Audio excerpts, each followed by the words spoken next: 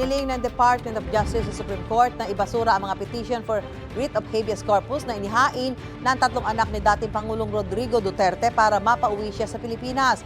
Matapos naman tumanggi si Solicitor General Menardo Guevara na maging respondent sa petisyon, natanong ang Malacanang kung posible ba siyang palitan sa pwesto. Ang sagot sa unang balita ni Salima Refran.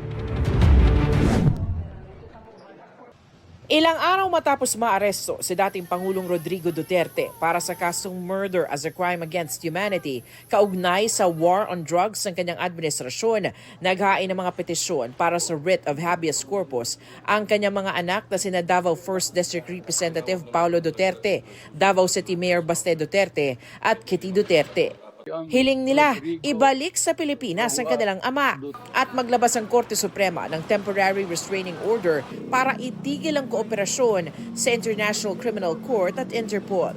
Sa 33 pahay ng Consolidated Compliance, hiniling ng Justice Department na huwag pagbigyan ang mga petisyon para sa writ of habeas corpus. Moot o wala na raw saysay ang mga ito at kulang sa merito. Wala na anilang legal at physical custody ang mga respondents sa dating Pangulo.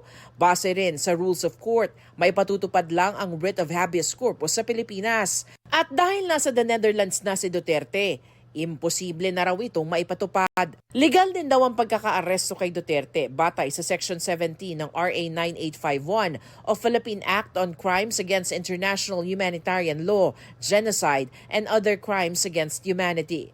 Sa ilalim nito, maaaring hindi na idaan sa investigasyon o prosekusyon ng isang krimen kung may ibang korte o international tribunal na ang nagsasagawa nito. Ang mga otoridad ay maaaring isuko o i-extradite ang mga suspect o inaakusahan sa Pilipinas sa ibang estado, alinsunod sa mga nararapat na extradition laws at treaties. Iniutos na ng Korte Suprema na magkomento rito ang mga petitioner sa loob ng 5 araw.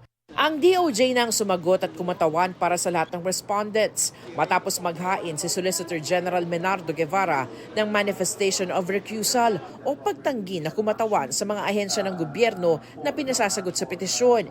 Iginiit nito ang kanilang posisyon na walang jurisdiksyon ang ICC sa Pilipinas at gumagana ang justice system sa bansa. Kaya raw posibleng hindi maging epektibong kinatawan ng OSG ng mga respondent.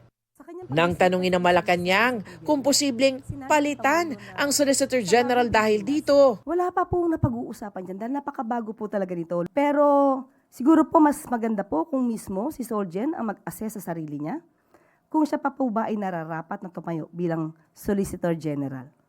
Kaugnay rito, sabi ni Guevara, ipinauubayan na niya ang issue sa Pangulo. Matatanda ang bago naging Solicitor General ng Administrasyong Marcos.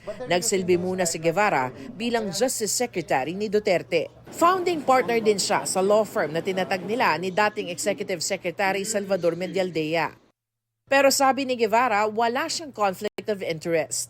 Giit pa ni Guevara, maliit na bahagi lamang ang mga kaso ng habeas corpus sa daan-daan, kundi man libo-libong mahihirap na kasong hinahawakan ng OSG para sa pamahalaan. Mananatili raw si Guevara na in command sa mga kasong ito, liban na lang kung sabihan siya ng Pangulo na bumaba sa pwesto. Ito ang unang balita sa Salima Refran para sa GMA Integrated News.